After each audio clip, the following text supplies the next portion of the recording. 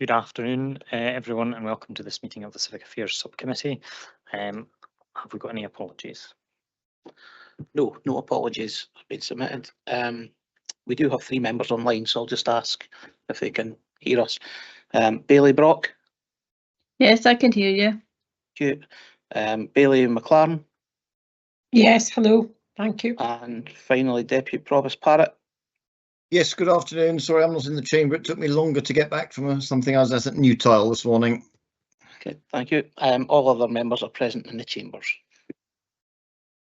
Thank you very much, Adam. And just before we move on to declarations of interest, just under the welcome, I'd like to apologise to the committee for the late issuing of the paper.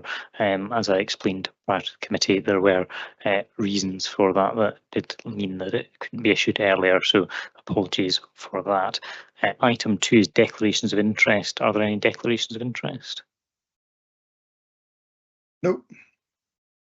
Okay, thank you. Item 3 is a minute of the meeting of the Provost Subcommittee of the 5th of February 2024 for approval.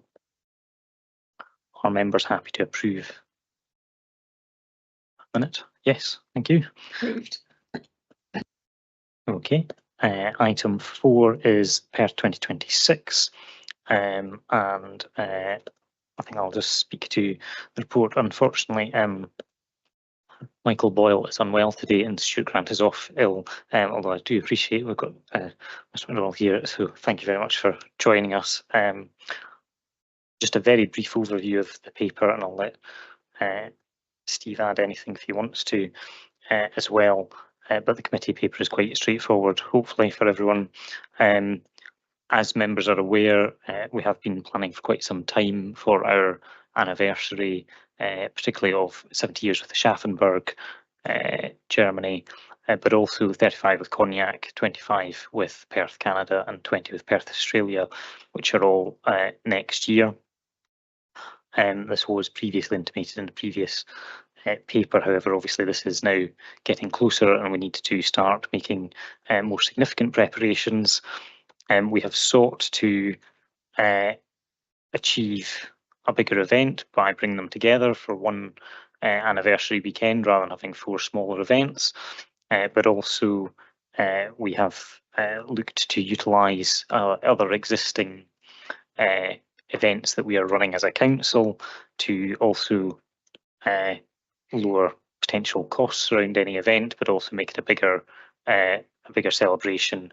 We are aware that there are already plans afoot from some of our twins to send delegations, so we're expecting quite a good international audience. So things like having the European Pipe Band Championships the same weekend will not only boost the numbers at the European Pipe Band Championships, but also potentially opportunities for bands from elsewhere to come and take part who might not have otherwise taken part. We are still finalising details of the itinerary, and that is based partly on ongoing conversations with some of the potential delegations, just to make sure that we don't have anything that clashes from a timetabling point of view. I am aware it is also the Football World Cup next year at the same time, and we are cognisant of that fact and are looking at opportunities as well around things like big screens in town that people can watch together, and we think that could be quite a good local spirit as well as part of that. We have taken some decisions to again, cognisant of the funding position. Where previously, for example, things like the anniversary dinner would have been free to all taking part. We are going to charge for those who are not part of formal invited delegations, purely, again, part of our acknowledging our funding position, but also to acknowledge that not everyone who wants to attend can attend. So actually that means that people are having to make a decision on whether they want to take part in that. However, it is our intention that the anniversary concert, which will have musical groups from some of our twin towns taking part, will be free to all, and will be one of the main events. We are needing to meet today because we actually need to issue formal invitations at this point to allow our twins to make their own plans and also to make solid bookings, etc. However, we are intending to bring back more detailed planning, both in terms of the programme but also in terms of costings as we progress. So I'm happy to invite Donald, if you want to add anything at all on behalf of your team.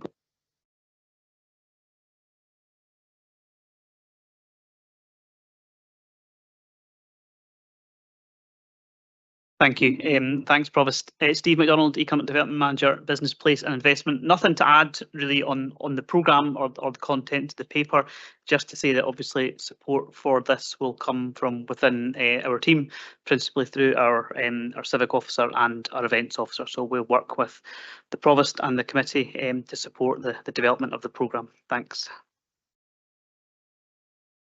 Thank you very much. I've got a few questions. First one from Bailey Ahern. Thank you, Provost. I'm aware that this is an event for the 4 cities there because they're significant years. But would this not be an opportunity to get all our twin cities together? I mean, Highco will be 34 years, Bidcosh will be 26 years, 28 years. And it'd probably be the only opportunity where we can get all 6 at the same time. And I don't know what the current arrangements are with regards to Nigpole, whether they'll be anywhere near being officially twinned next year as well. So it's an opportunity to get everyone together around the table at an event. And the second part of the question is, are you wanting us to think about moving the Perth Salute forward a couple of weeks to fit in with that? Thank you.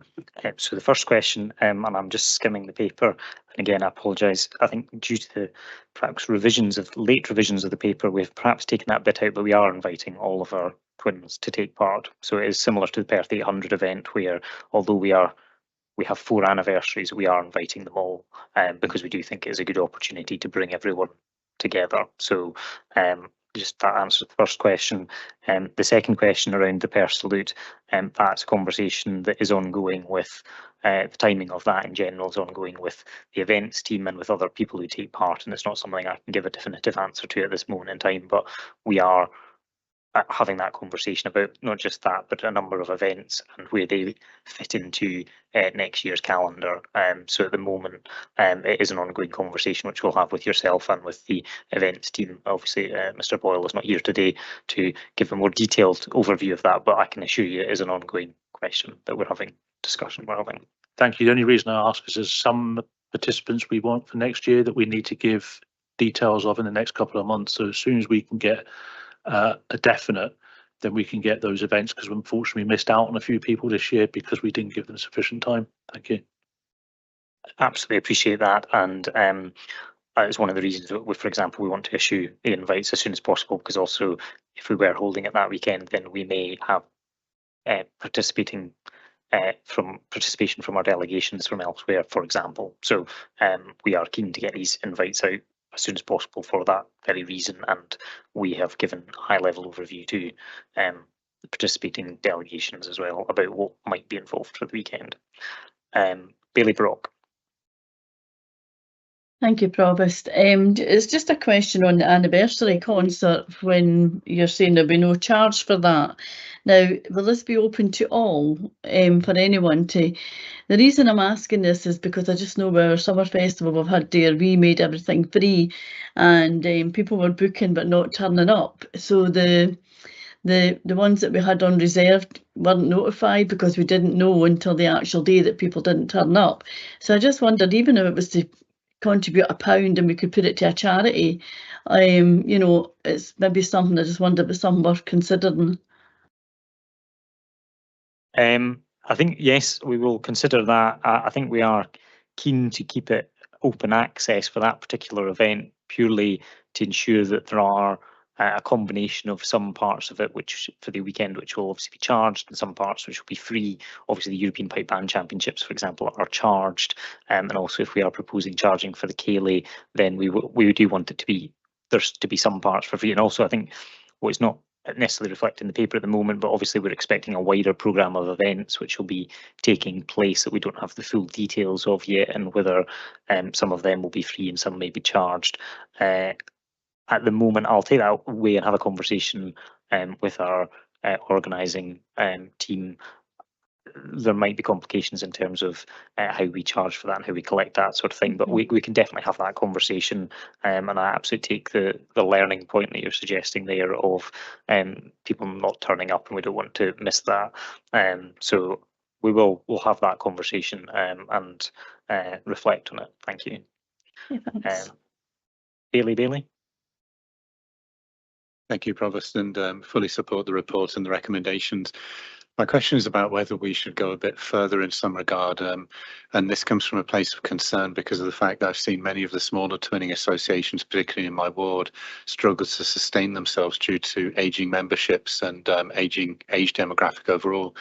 Is there anything we can do or include in this programme that can help connect twinning with a younger generation and make it relevant to them? Because my concern is that some of the memory of why twinning was established in the aftermath of World War II, some of that memory has faded, but we again enter a time where it's more important that we have these kind of cultural exchanges regardless of politics. Thank you. Thank you, Bailey. I think, again, we've not included everything that is certainly being considered at the moment, and there were elements that are around youth participation that we haven't included yet. Some of that is because we are struggling with some of the logistical challenges around some of that we are currently trying to work through to see if we can achieve that. It is certainly our expectation and our aspiration that there will be a significant youth component of this. We are also looking to develop better links again with some of the twin towns, with the schools in both twin towns. For example, when I was at school, we wrote to the children in Conflans, they wrote back to us, etc. And making a greater awareness. We're also aware of the fragility of some of the smaller twinnings and of the ageing demographic taking part in some of the twinning groups. There is a wider piece of work which we will bring forward to committee in due course, probably in the next couple of months, around some of that work, and some quite significant proposals that we're bringing forward on that front to make them more sustainable in the long term. I don't really want to go into them fully at the moment until we've bottomed everything out, but that will come to committee in due course. But in terms of youth participation of this, very much is the intention, and I think we're very pleased that the reciprocal visit to Aschaffenburg, the Julie Young Dancers, the Perthshire Brass and the Perth and District Pipe Band are all going to Aschaffenburg as part of that.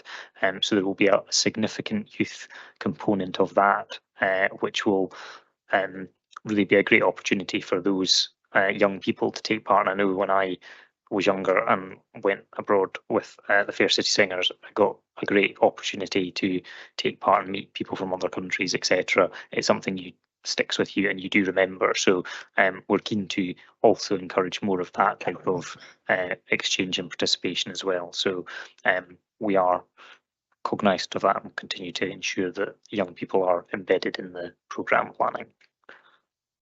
Bailey Williamson next, please.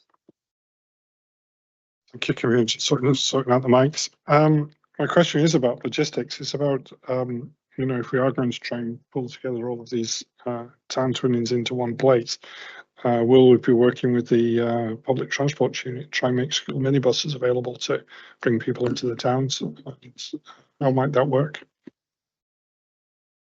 So I think we have very much, again, cognisant of, we're waiting to see what some of the final programme looks like and then how that will fit in with the transport situation. We are already, I believe we have already put on hold a number of council minibuses for that bus at the moment. Mr. Grant is not here to answer the detailed part of what he's booked for me yet, but I know he has booked some things. We are, again, until committee had made a full decision, we weren't able to start booking things fully. So we've sort of made tentative bookings with certain things. In terms of the wider public transport, we are certainly looking to link in better public transport with the events, and that people can actually take part. So one of the main things we want out of this is that people across Perth and Kinross are able to take part in the events and get home by public transport as well. That may require some extra public transport options that we will be seeking to put on as part of that potentially. So for example, with the European Pipe Band Championships at the moment, the last 2 years we have run a park and ride from McDermott Park, for example, but there might be further options around actually, could we take that a step further, and can we have people, particularly when we're trying to promote this within Perth and Kinross. So this is not just, and I think we want to emphasise this is something we want residents of Perth and Kinross to benefit from and take part in, and really it's an opportunity for them to have a local festival and celebrate as well. So very much cognizant of the need to make sure that the public transport is particularly better for those living in rural areas like you and me, so that we can potentially get home after 9 o'clock at night from Perth, which is not currently the position. So it is something that's on our radar. We are looking at where delegations will be staying as well, because we are conscious that accommodation is already tight in Perth. We have already had to hold bookings because we know that it's already quite well booked up, and that people will then potentially be staying elsewhere in Perth and Kinross, and how we get them to and from parts of Perth and Kinross. So we are considering that. Appreciate you want to come. Yeah, I think my question is follow-up questions about identify people who can actually drive the minibuses if we are going to make them available, and who might that be, and if we haven't got people, should we be considering some form of training to get, to make them compliant with the regulations to be able to drive them? Maybe that's something to consider. Yeah, we had a meeting with our twinning groups a bit over a year ago now, and at that we did promote the use of the council minibuses and the fact that they needed to undertake Midas training to be able to book them out. We have encouraged, and they were signposted where they could get free training as part of that, and we are perhaps needing to do a bit of work around to find out who has actually undertaken that training, who might then be prepared to volunteer as part of that wider thing. So for example, we have a twinning group in Pitlochry. If one of them has undertaken the Midas training, might they be prepared to run a bus back to Pitlochry as part of that? So we'll certainly look at that, and I think that opens up a wider conversation about the volunteering aspect that we might look into as part of this as well. I'm not seeing any further questions from members. If there are no further questions, I think I would just like to sort of, in closing then, cover off that there will obviously be more detailed work coming out on this. There is already quite a lot of detailed planning in the background ongoing that we are still negotiating certain aspects of. That means we can't share all of that right now. But be reassured that this is not all that sits here a year out.